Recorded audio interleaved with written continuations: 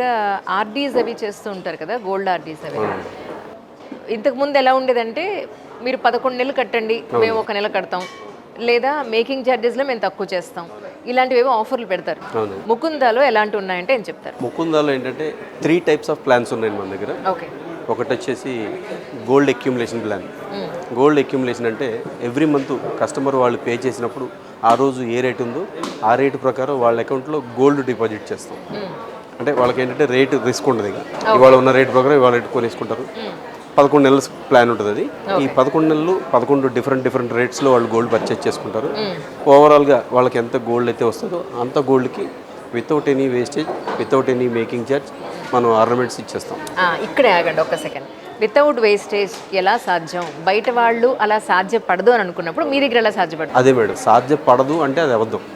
ఎందుకు సాధ్యపడుతుంది అని నేను చెప్తేది ఏంటంటే, వాళ్ళు మన దగ్గర డబ్బులు దాచుకుంటారు. ఆ డబ్బులతో మనం పక్కన పెట్టి బ్యాంకులో డిపాజిట్ చేసి మనం ఉండొచ్చు. దాన్ని మనం ఏంటంటే బిజినెస్లో రొటేట్ చేసుకుంటాం. ఈవెన్ ఇదే డబ్బులు మనం బ్యాంక్ నుంచి తీసుకున్నాం అనుకోండి, రేట్ ఆఫ్ ఇంట్రెస్ట్ ఉంటుంది కదా, అదే ఇంట్రెస్ట్ వాళ్ళకి వేస్టేజ్ మేకింగ్ ఛార్జీ లేకుండా ఆ రూపంలో వాళ్ళకి బెనిఫిట్ ఇస్తుంది.